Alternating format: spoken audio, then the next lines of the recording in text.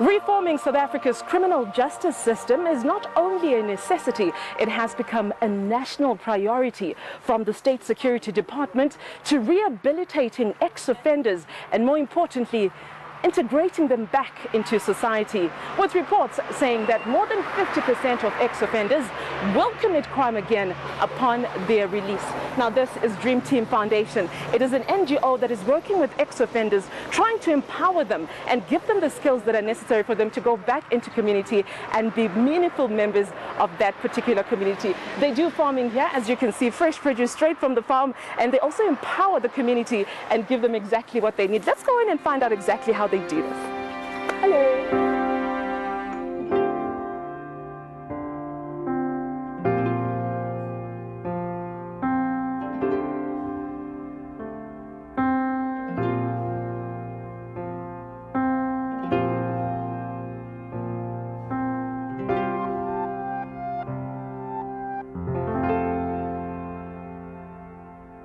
Let me take this opportunity to introduce to you my panel today who will be helping us discuss this issue. It's a very windy day, so you'll have to excuse me and my weave as it comes to my face. So we can discuss this further. To my immediate left, we have Mr. Gerson Navari from the Department of Correctional Services and is the director of the department that is responsible for community outreach programs. So thank you for joining us. Thank you, Audrey.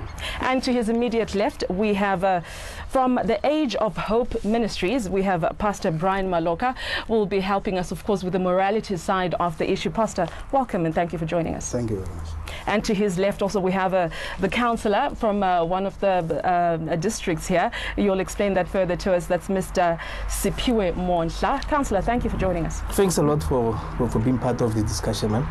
And the gist of the story today, very important. We have an ex-offender who's joining us on the panel, who's able to describe to us what entails the life of an offender from the time that they're incarcerated, from the time that they come out and are reintegrated back into society, and how it's been successful for him or not. We have Bongani Shabangu. Bongani, we appreciate you being here. Thank you, Audrey, and thank you for this opportunity. And of course, very important, we have our guests, our audience in studio. We'll be crossing to them in a few minutes' time. Of course, they're part of the contribution. They'll be telling us if they have any comments or questions to our panel. Let's get straight to it. We'll start with the Department of Correctional Services. Mr. Navari, your department has reassured, South Africa that you are well capacitated when it comes to rehabilitating ex-offenders. But reports are suggesting more than half of these people are coming back into society and they're becoming repeat offenders. Are you skilled enough? Do you have enough staff to make sure that you uphold your promises? Thank you, Audrey, and the audience. We have made an undertaking as the department that part of the things that we are going to be doing is to ensure that those who came through our centers must go back and contribute to society as a normal citizen.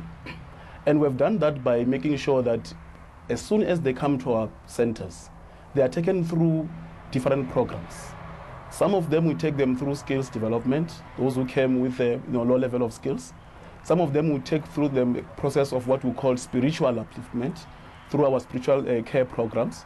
Some of them we even went to an extent of allowing them to pursue their own degrees to ensure that immediately when they go out of our centers, they go back and plow back to communities and make sure that all the things that they have done before, which we call them an offense against society, don't repeat those things, because it's in the interest of justice that all those who have offended against the state are rehabilitated and make sure that they come back to society and contribute meaningfully to the economy of this country.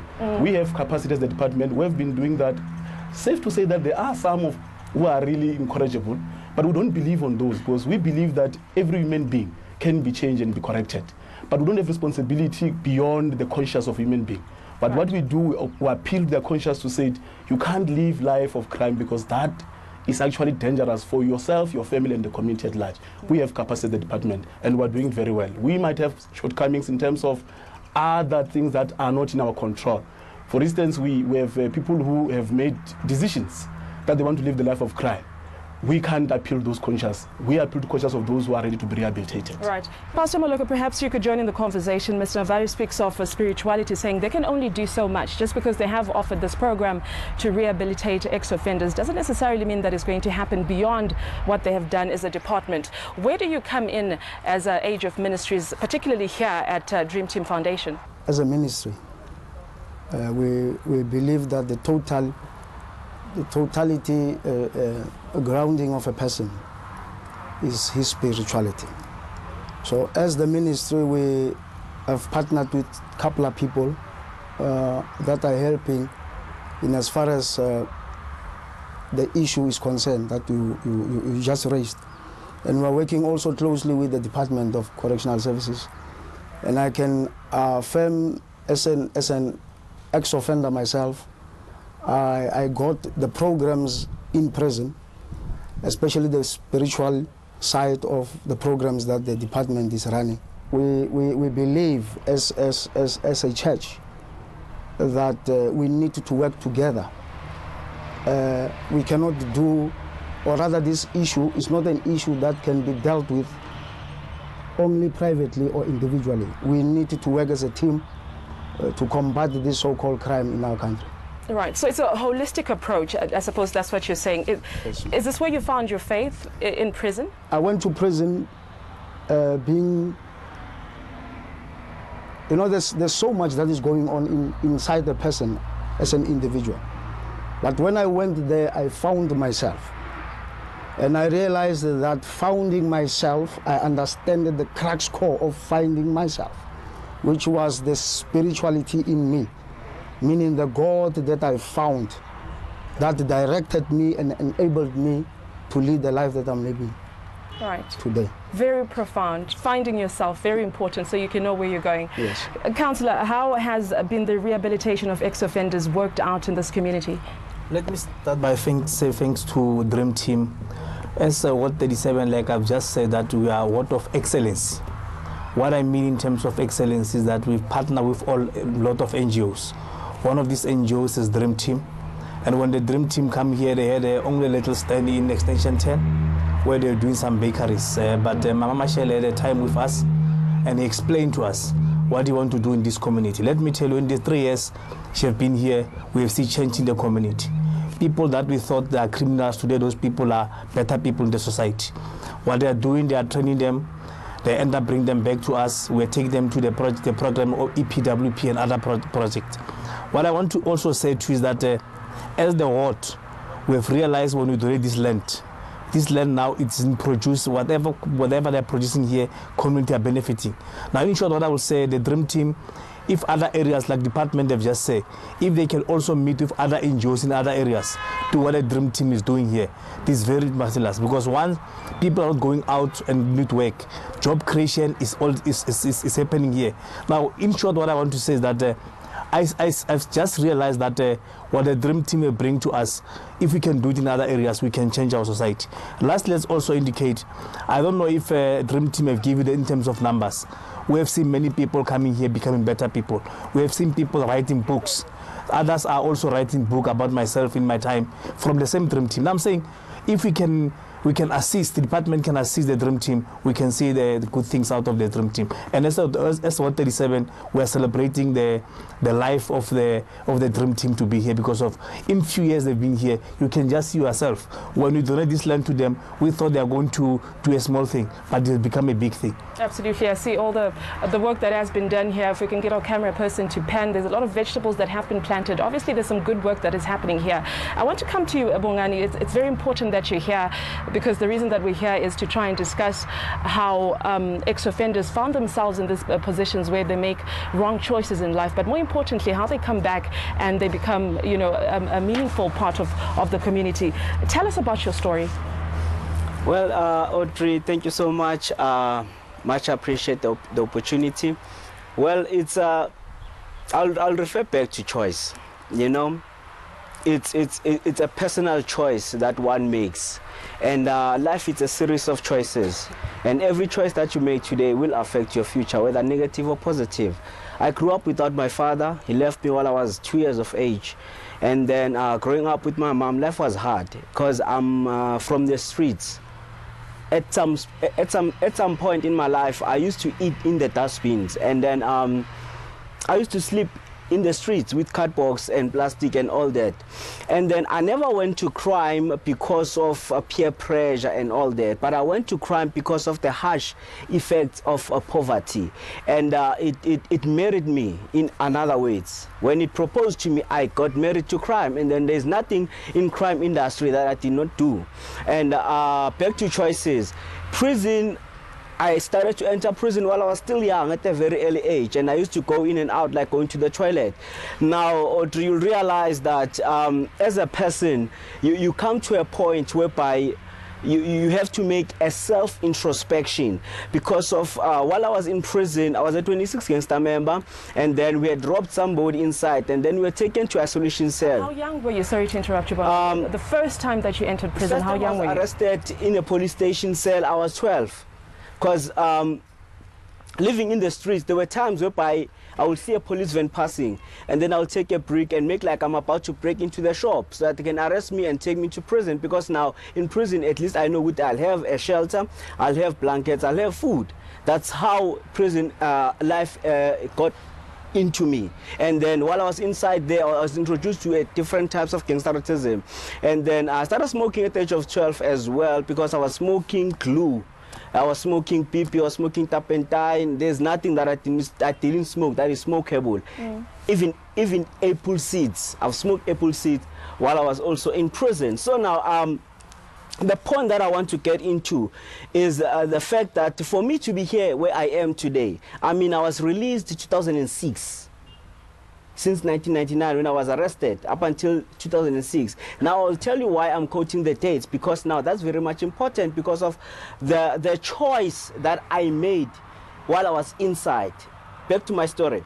We were taken to isolation cells whereby we were put, like isolation cell is like a prison inside prison. Right. They take you outside of the community of other prisoners to isolate you. And that is where I got to think and to reflect back on the things that I've done in my past. There are two questions, Audrey, that I asked myself. The first question that I asked myself was, do I enjoy this kind of lifestyle, going in and out of prison, like going to the toilet? And the second question that I asked myself, which is more important like the first one, was, what kind of a father am I going to be when I grow up? And at that time, there was a song playing by Yolanda Adams, and then it goes like, when I think about you, Lord, I forget about everything else. It's only you and I. But now the song I've substituted the word Lord, I've put the name of my girlfriend Tembi. And right in there, the Spirit of the Lord had an appointment with me without discussing with the head of prison that today I want to go and see and visit Ubongan. And I remember, Audrey, that day I had to make a choice. It was a matter of life and death because I was tired. After asking myself a whole lot of questions, I was tired. And I think it speaks to what you said, Mr. Navari, that there can be a lot to programs in place. Also, Pastor alluded to that. But it has to come from within for you to want to make a change in your life. And you have to know who you are for you to want to do that. But would you appreciate that as an ex-offender, do you feel there were programs within the criminal justice system that helped you to empower you or to make you change your mindset to become a better person? Or is it something that just resonated within yourself all by yourself? And maybe your spirituality, like you have said? It's pointless getting into a program not to find yourself first. First, you need to discover who you are and find yourself. Then when you get into program, you know exactly what you want. Like, for instance, you can't be doing a motor mechanic where else you haven't found what you want. You know, so programs are there and they are very good because in a way they kind of like light something in you and say, man, look, there's something that you can do with your life rather than engaging into criminal activities. Right, there's a first round with our panel there. Time to talk to the audience. Welcome everyone and greetings. Thank you for coming to the show. If we have any contributions, please feel free to lift up your hand. A microphone will come to you and we'll be happy to have you be a part of this conversation. Anyone? Thank you very much for this wonderful opportunity. I'm also an ex. I don't know where to start with my testimony, but I was sentenced to life imprisonment. I'm out by the grace of God. The problem lies within a person. You cannot release a wounded offender. You have to know that for us to be inside, it means that we have offended somebody outside. It does not matter if it's a company or it's a franchise, but somebody is offended. That is why we are inside. So we have to start by forgiving ourselves. if we can't forgive ourselves, then it means that we are going to go outside. Then when we hear words like a prisoner, banditi, then that thing is going to create more pain in us. Then we will end up going back into prison. But if we can start to forgive ourselves for what we did, I mean, gone are those days. If you can meet with me, I was going to tell you how easy it is to make money, and you will realize how important money is. You are going to follow me, but I came into a decision where I say, you know what, God is a personal God, and he's going to change me. Some people will not understand because God did not spoke with them. God spoke with me personally that I had to take a decision, and I had to heal, and I had to forgive. That is why today I am where I am by the grace of God. Perhaps we should have more churches than prisons then, because it appears spirituality is what's working and not prisons. Just a second, so yes, we'll come back to you. I'm just curious to find out how, you know, if families have been supportive when their family members come back home, and if even the community itself, has it been forgiving, or is it so angry that a person feels like, look, I have nowhere to go to, I'd rather go back to prison and commit crime? Just to share on the point that you are raising, maybe first let me start on the spirituality part. I think as a society, as a community of South Africa, we need to admit that the most subscribed program in correctional facilities is spiritual programs. You can check for statistics, you can check for anything. Mostly, many of the offenders subscribe to some spiritual program. And I think that's where they begin to find themselves. Right. Because that speaks to the core of a human being. That speaks to the human being. That is speaks to yourself as a person. So the second thing that I just need to share, so I'm saying this so that the parole boards, the National Council for Correctional Services, because they rely heavily on psychological reports and social work reports. We are not saying their work is not important, but we need to emphasize on what works. And also not to take away from the fact that the community has been offended. The community feels they have been hurt. And, you know, it's not easy for them also to get to that point where they can forgive the offenders. So I guess it's a two-way street. Just to remind our viewers, we're coming to you from Soshanguve. This is People's Imbizo. We are at Dream Team Foundation, an NGO that works with ex-offenders to try to rehabilitate them. And you at home, thank you for joining in as you're watching. We're talking to the audience and trying to get their take on the issue as well. I'd like to thank my councillor and the Dream Team to bring one of these programs in our ward. This is a nice thing to our community, and we would like to say to other people to tell them that if they like to be combined with the community, they must start things like this to make people, those who are in prison, if they come back, they know where they are going, or maybe they can find some job. And our councillor is one of the good leader. He started this thing, we were saying, what he's trying to do there? What's happening? But now we can see in our community, we want to say, thanks to the councillor, this is a nice thing. Well done, Councillor Montla. Clearly, you're very popular here. No doubt, you know, there's many testimonies that a lot has been done with regards to the NGOs that are taking care of these ex-offenders. Do we have any more reactions coming from the crowd?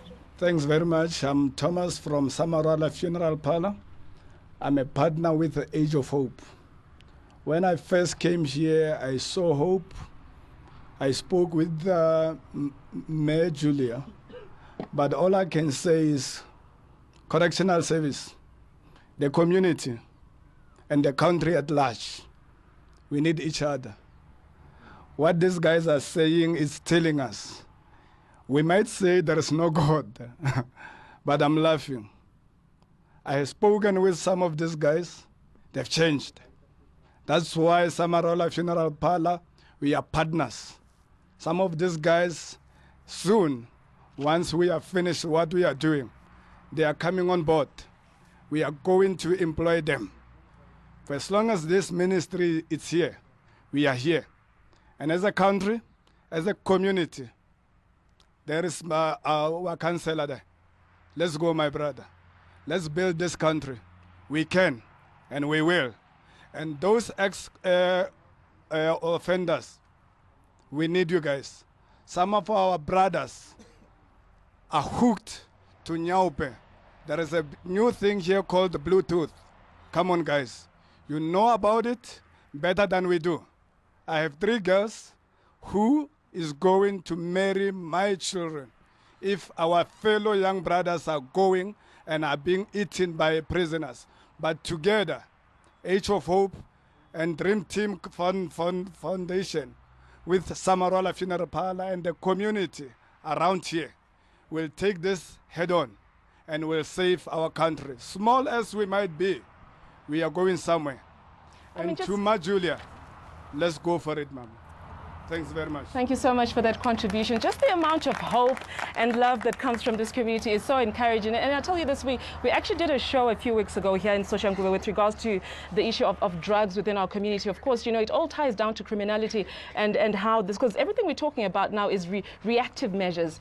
But trying to be proactive to make sure there isn't so much crime in our community is really a topic for another day. I want to come back to you, Mr. Navada. You were itching to say something. Yeah. No, look, I'm actually impressed by the words that are coming from the ex-offenders.